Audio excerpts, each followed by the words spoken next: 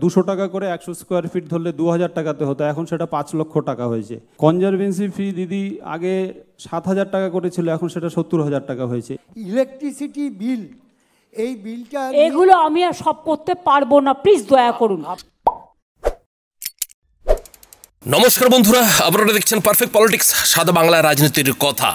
বন্ধুরা, কলকাতায় যখন চাকরিহারারা আন্দোলন করছে, যখন সুপ্রিম কোর্ট রাজ্য সরকারকে, রাজ্যের মুখ্যমন্ত্রীকে সরকারি কর্মচারীদের বকেয়া ডিএর 25% অন্তত মিটিয়ে দেওয়ার কথা বলেছেন, ঠিক সেই সময়ই যেটা দেখা গেল যে মুখ্যমন্ত্রী মমতা বন্দ্যোপাধ্যায় উত্তরবঙ্গ সফরে গেলেন।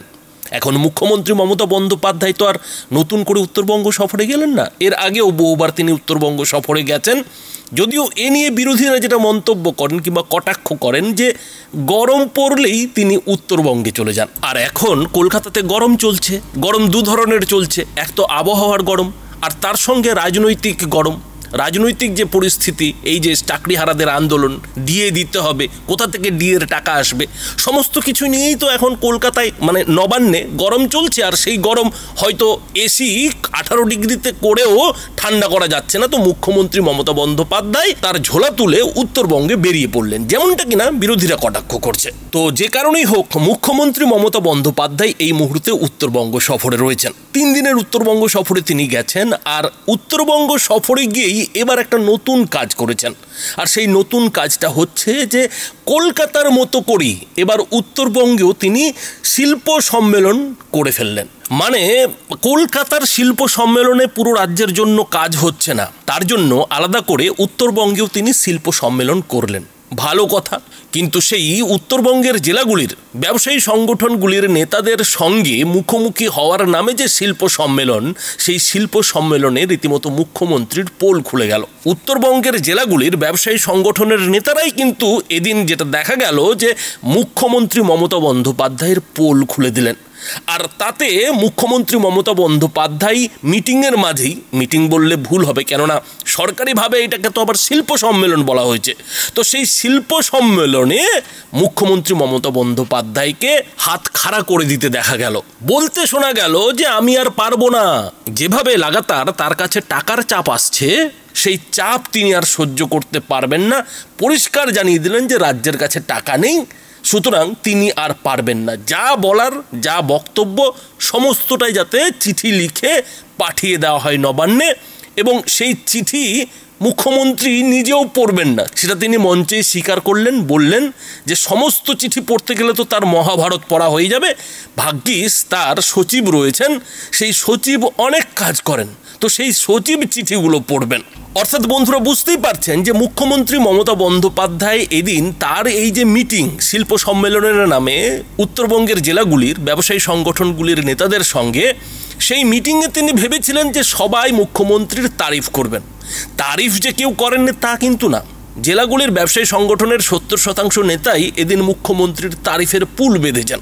কিন্তু তার মধ্যে থেকে 2-1 জন এমন বেরিয়ে গেছেন যারা তাদের বক্তব্যের প্রথম দিকে মুখ্যমন্ত্রী মমতা বন্দ্যোপাধ্যায়ের প্রশংসা করলেও শেষের দিকে তারা বেশ কয়েকটি প্রশ্ন তুলেছেন, বেশ কয়েকটি অভাব অভিযোগ তুলেছেন। আর সেই অভাব অভিযোগগুলোর মধ্যেই রয়েছে ইলেকট্রিক বিলের সমস্যা। এত চড়া হারে ইলেকট্রিক বিল, কি করে ব্যবসা হবে, কি করে শিল্প কারখানা হবে? আর তার পাশাপাশি কোচবিহারের যিনি ব্যবসায়ী সংগঠনের সভাপতি, তিনি তো প্রকাশ্যে বলেই ফেললেন যে যে দোকান আগে নামান্তর করতে গেলে 2000 টাকা খরচা হতো, সেই দোকানে এখন 5 লক্ষ টাকা দিতে হচ্ছে। এবং শুধু তাই নয়, পাশাপাশি তিনি এটাও বললেন যে যে ট্রেড লাইসেন্স আগে 700 টাকাতে পাওয়া যেত, সেটা এখন 70,000 টাকা দিতে হচ্ছে। আর এই কথা শোনার পরেই যেটা দেখা গেল যে মুখ্যমন্ত্রী মমতা বন্দ্যোপাধ্যায় সেই আগের যে তার খেলা, সেই খেলা তিনি খেললেন।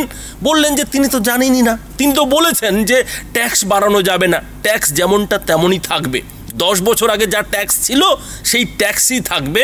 তিনি তো কলকাতায় জলের ট্যাক্সও নেন না, তাহলে এই ট্রেড লাইসেন্সের ফি বেড়ে গেল কি করেই বা এই যে নামান্তরের 2000 টাকা 5 লাখ টাকা হয়ে গেল?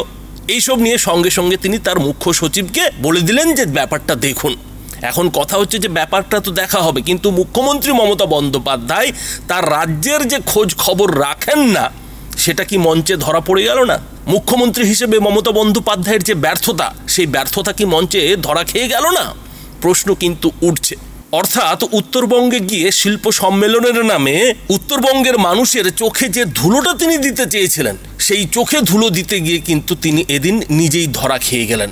আর ধরা খেয়ে তিনি ঠিক কি করলেন, কি বা জবাব দিলেন, বন্ধুরা দেখুন। একটা বিশেষ দৃষ্টি আকর্ষণ করছি আপনার ওখানে। আমাদের কুচবিহার জেলা এবং উত্তরবঙ্গের সবচেয়ে বড় বাজার হলো ভবানীগঞ্জ বাজার। ভবানীগঞ্জ বাজারে প্রায় 4 থেকে 4,500 ব্যবসায়ীরা এখানে ব্যবসা করেন। সংস্কারের অভাবে প্রতিনিয়ত এখানে ছাদ ভেঙে পড়ে, নিকাশি ব্যবস্থা নেই, জল নেই, পৌর পরিচালিত বাজার এটা, পানীয় জলের ব্যবস্থা নেই, ড্রেনেজ নেই, খুব মারাত্মক অবস্থায়। এটা কোন মিউনিসিপ্যালিটির মধ্যে পড়ে? কুচবিহার মিউনিসিপ্যালিটির আন্ডারে পড়ে। কিন্তু ওদের তো এত টাকা খরচ করার হয়তো ক্যাপাসিটি নেই, কারণ আমি তো ট্যাক্সও বাড়াতে দিই না। এটা ইন্ডাস্ট্রি ডিপার্টমেন্ট দেখুক, এমএসএমই ডিপার্টমেন্ট দেখুক। হ্যাঁ, MSME department must take care for Bhabaniganj, না কি বললো? ভবানীগঞ্জ বাজার দিদি, ভবানীগঞ্জ মার্কেট। এছাড়া দিদি বিগত 3 বছর যাবৎ কুচবিহারের ট্রেড লাইসেন্স ফি উত্তরবঙ্গের অন্য যে কোনো জেলার থেকে, জেলা শহরের থেকে মারাত্মকভাবে বৃদ্ধি পেয়েছে। আরেকটি অনেক বড় প্রবলেম সেটা হলো, এটা কেন বৃদ্ধি পেয়েছে আমাদের নলেজে তো নেই। ওয়াই? না না, আমি তো ট্যাক্স বৃদ্ধি করার কথা বলিনি। আমি তো বিরুদ্ধে, ট্যাক্স বৃদ্ধি করতে দিই না তো। আমি তো আমাদের এখানে জলের উপরেও ট্যাক্স নিই না। এটা কেন হচ্ছে? এটা বারণ করো, এটা চেক করো, চেক করে দেখো, ফাইল চেয়ে পাঠাও। দিদি মিউটেশন ফি, মানে অনেক ছোট ছোট দোকানদার আছে যাদের ওটাই সম্বল, 100 স্কোয়ার ফিট তাদের একটা দোকান, সেটা হয়তো নামান্তর করার, তার মেয়ের বিয়ে বা চিকিৎসার ক্ষেত্রে অনেক সময় সে নামান্তর করে। সেই নামান্তরটা আগে 2,000 টাকা, 200 টাকা করে 100 স্কোয়ার ফিট ধরলে 2,000 টাকাতে হতো, এখন সেটা 5 লক্ষ টাকা হয়েছে। এটা খুব অমানবিক। কেস দেখে নেবে, দিস ইজ অ্যাবসলিউটলি রং, দেখে নাও। কনজারভেন্সি ফি দিদি আগে 7,000 টাকা করেছিল, এখন সেটা 70,000 টাকা হয়েছে। এগুলো একটুখানি আপনি দেখবেন আমাদের ব্যবসায়ীরা। আমি বলছি তো এই 3টে ব্যাপারেই চিফ সেক্রেটারি নিজে দেখে নেবেন। এটা হতে পারে না দিদি। আমি একটা চিঠি আসছে। আর কুচবিহারের হেরিটেজ টাউনে যে কত টাকা দেওয়া হচ্ছে আপনি জানেন? আপনাকে ধন্যবাদ জানাই, এবং তার জন্য পর্যটনের অনেক সুযোগ আমাদের বেড়েছে। আমি একটা লিখিত এনেছি দিদি, আপনার কাছে আমি পাঠাচ্ছি, কাইন্ডলি একটু নেবেন। হ্যাঁ, ওটা পাঠিয়ে দিন, চিফ সেক্রেটারি হাতে পাঠিয়ে দিন। চিফ সেক্রেটারি আমার অনেক কাজ করেন, সেই জন্য নাহলে আমাকে রোজ চিঠি পড়তে পড়তে আমাকে মহাভারত পড়তে হতো। নেক্সট জল্পের শিব মন্দির আগে আমরা সবাই উঠে দাঁড়িয়ে উদ্বোধন করব, কারণ জল্পের শিব মন্দির খুব বিখ্যাত। ম্যাডাম, আমি এই ব্যাপারে একটা কথা বলি। অন্যান্য জেলার সঙ্গে যদি দক্ষিণ দিনাজপুর প্রত্যন্ত জেলা, এই জেলার পরিকাঠামো অনুযায়ী যদি রেটটা মানে যখন at the time of distribution যদি রেটটা একটু কনসিডারেবল না হয়, তাহলে পরে কিন্তু ওখানে কিসে জমি যেটা হাবের জমি, যেটা সবই যদি কনসিডার করে গভর্নমেন্ট চলবে কোত্থেকে? স্কিমগুলো করবে কোত্থেকে? আপনারা আমায় বলুন, সেন্ট্রাল গভর্নমেন্টের কাছে আমরা 1,75,000 কোটি টাকা পাই, 100 দিনের কাজের টাকা দেয় না 5 বছর। গ্রামীণ আবাস যোজনার টাকা নেই, বাংলার বাড়ির টাকা নেই, গ্রামীণ রাস্তার টাকা নেই, গঙ্গা ভাঙনের টাকা নেই, ইরিগেশনের যেগুলো বড় বড় কাজ হয়, এমনকি বন্যা ত্রাণের টাকাও নেই। অথচ এত সোশ্যাল স্কিম চলছে, টাকাটা তো হুন্ডি দিয়ে আসবে না। সেটা আসবে না, কিন্তু ম্যাডাম বলছিলাম যে আমাদের জেলায় কিন্তু কোনো রকম কোনো ইন্ডাস্ট্রি বা এমপ্লয়মেন্টের কোনো ব্যবস্থা নেই। যেই কারণে বলছি যে ছোটোখাটো ইন্ডাস্ট্রি করবার জন্য কুমারগঞ্জে যেমন একটা 10 একর জমি আছে, যেটা আমরা বড় সাহেব, আপনারা একটা ডাইরেক্ট আবেদন করবেন। আমরা নিশ্চয়ই জানি ওইসব এলাকাগুলো খুবই অনুন্নত এলাকা, কিন্তু এখন অনেক উন্নত হয়েছে। Thank you madam, thank you. আর একটা ব্যাপার বলছিলাম ম্যাডাম, ইলেকট্রিসিটি বিল, এই বিলটা, এগুলো আমি আর সব করতে পারবো না, প্লিজ দয়া করুন। তবে এদিন মুখ্যমন্ত্রী মমতা বন্দ্যোপাধ্যায়ের এই যে উত্তরবঙ্গের শিল্প সম্মেলন, সেই শিল্প সম্মেলনে যে সব আলোচনা হলো, সেই আলোচনাগুলো বেশ মজার। সেখানে গিয়ে মুখ্যমন্ত্রী কি করছেন? 6খানা ভলভো বাস উদ্বোধনের কথা বলছেন উত্তরবঙ্গ থেকে 6খানা ভলভো বাস কোথায় যাবে? দীঘায় যাবে। কেন দীঘায় যাবে? কেননা দীঘায় তিনি ওই যে জগন্নাথের মন্দির কনভেনশন সেন্টার খুলেছেন, ফলে উত্তরবঙ্গের মানুষকে তো দীঘা দেখাতে হবে, দীঘার জগন্নাথ মন্দির দেখাতে হবে, আর সেই জন্যই তিনি উত্তরবঙ্গকে 6খানা ভলভো বাস উপহার দিচ্ছেন। মানে রাজ্য সরকারের তরফ থেকে সরকারি খরচে 6খানা ভলভো বাস চালু করা হচ্ছে। অথচ উত্তরবঙ্গের মানুষের জন্য যে ট্রান্সপোর্ট সরকারি বাস, সেই সরকারি বাস কিন্তু রাস্তায় এতদিন দেখা যেত না, তার জন্য কিন্তু মুখ্যমন্ত্রীকে কোনো ব্যবস্থা নিতে দেখা যায়নি। কিন্তু যেহেতু দীঘায় জগন্নাথ মন্দির হয়েছে, ফলে তিনি 6খানা ভলভো বাস দিয়ে দিলেন, ভালো কথা। কিন্তু শিল্প সম্মেলনে আর কি আলোচনা হলো? আলোচনা হলো যে উত্তরবঙ্গের মানুষ এখন শিল্প কারখানা কি করবেন না, ছোট ছোট শিল্প করতে হবে। কি ছোট ছোট শিল্প করতে হবে? মশলা মুড়ির প্যাকেট করতে হবে, মানে ঝালমুড়ির প্যাকেট করতে হবে, চিপসের প্যাকেট করতে হবে। উত্তরবঙ্গে আলু উৎপাদন হয়, ফলে চিপসের প্যাকেজিংয়ের ব্যবস্থা করতে হবে। আর সেই সঙ্গে উত্তরবঙ্গে যেহেতু ভুট্টার চাষ ভালো হয়, তো মুখ্যমন্ত্রী নিজেই বললেন তো সেই ভুট্টা ভাজারও তো প্যাকেজিং করা যায়। আর এইটাকেই মুখ্যমন্ত্রী মমতা বন্দ্যোপাধ্যায় শিল্পের নামে উত্তরবঙ্গের শিল্প সম্মেলনে চালিয়ে দিলেন। মানে শিল্প বলতে এখন রাজ্যে যে ওই মুড়ির প্যাকেজিং, চিপসের প্যাকেজিংই বাকি রয়েছে, সেটাই যে এ রাজ্যের শিল্পপতিদের মূল লক্ষ্য কিংবা মুখ্যমন্ত্রীর মূল লক্ষ্য, সেটা কিন্তু এদিনের উত্তরবঙ্গের যে শিল্প সম্মেলন মুখ্যমন্ত্রী মমতা বন্দ্যোপাধ্যায়ের, সেই শিল্প সম্মেলনে আরেকবার উঠে এলো। আর কি কি শিল্প সম্মেলনে আলোচনা হলো? আরও আলোচনা হলো যে কোথায় পুকুর থেকে মাটি তুলতে হবে, কোথায় কোন রাস্তার হোর্ডিং সরানো নিয়ে সমস্যা রয়েছে, কোথায় বা খাস জমি নিয়ে কারাকারি রয়েছে। এই সব আলোচনা হচ্ছে কোথায়? মুখ্যমন্ত্রীর উত্তরবঙ্গের যে শিল্প সম্মেলন, সেই শিল্প সম্মেলনে। এখন প্রশ্ন যেটা উঠছে যে এই যে হোর্ডিং সরানো কিংবা পুকুর থেকে মাটি তোলা, এইসবও কি মুখ্যমন্ত্রী মমতা বন্দ্যোপাধ্যায়কেই শুনতে হবে? তাহলে ডিএম কিংবা বিডিওরা রয়েছেন কি করতে? তারা কি করছেন? তারা কিসের জন্য বেতন নিচ্ছেন?